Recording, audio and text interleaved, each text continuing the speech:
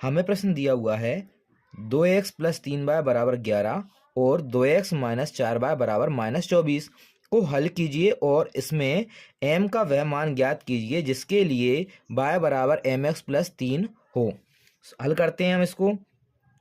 लिखना है आपको 2x प्लस 3y बराबर 11, ये आपको दे रखा है 2x माइनस 4y बराबर माइनस 24। इसको हम समीकरण नंबर 1 दे देते हैं, इसको समीकरण नंबर हम 2 दे देते हैं। समीकरण 1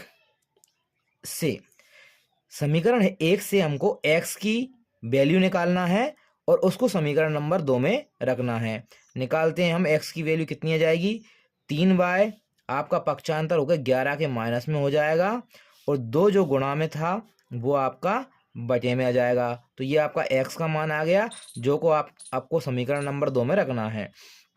लिखते हैं x का मान समीकरण 2 में रखने पर रखते हैं मान। हमारा 1 का काम हो गया, इसको हटा देते हैं। अब ये हो जाएगा आपका 2x की जगह पे आपको लिखना है 11 माइनस 3y बटे 2 माइनस 4y बराबर माइनस का 24। 2 से 2 कट जाएंगे, ये बचेंगे आपके पास 11 माइनस 3y माइनस 4y बराबर माइनस 24।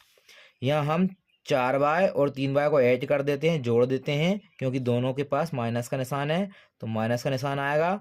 4 और 3 ये हो जाएंगे 7y बराबर माइनस 24।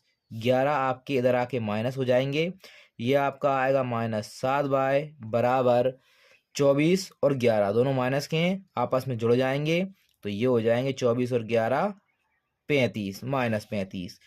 हल करते हैं। y बराबर ये माइनस 35 आपका 7 गुणा में है, भाग में चला जाएगा। 7 माइनस 7 काटेंगे आपस में, माइनस से माइनस कट जाएंगे। y बराबर कितना आएगा, 7 पंज 35। y का मान आपके पास 5 आ गया है। अब ये जो आपने वैल्यू निकाली थी समीकरण 1 से, इसको समीकरण नंबर आपको 3 देना है। हमने समीकरण 2 का उपयोग कर लिया है, इसको अब उपयोग नहीं करना। y का मान समीकरण नंबर आपको 3 में रखना है।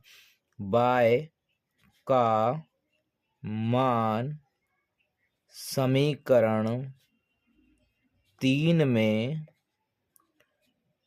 रखने पर रखते हैं हम x बराबर 11 माइनस 3 गुणा, यहाँ आपका 5 आ जाएगा, बटे में आपका 2 आएगा, बराबर 11 माइनस 5 दिया 15 बटे 2। 15 में से हमारे 11 माइनस होते तो माइनस के 4 आएंगे, बटे में 2 आएंगे। 2 से 4 को काट दिया तो यहाँ आपका x का मान आ गया माइनस 2। अतः हम लिख देते हैं, अतः x बराबर माइनस 2 तथा y बराबर 5। अब आपको निकालना है y बराबर mx प्लस 3, जिससे आपको m का मान निकल जाएगा। करते हैं हम। ये हो जाएगा y का मान आपके पास कितना है, यहाँ पे 5 है तो लिखेंगे 5 बराबर m का मान नहीं है, x का मान हमारे पास माइनस 2 है और प्लस 3 है। सोल्व करते हैं, 3 इधर आ जाएगा तो ये हो जाएगा 5 माइनस 3 बराबर ये हो जाएंगे माइनस 2m। 5 में से 3 गए, ये हमारे पास बचते हैं 2 बराबर माइनस 2m।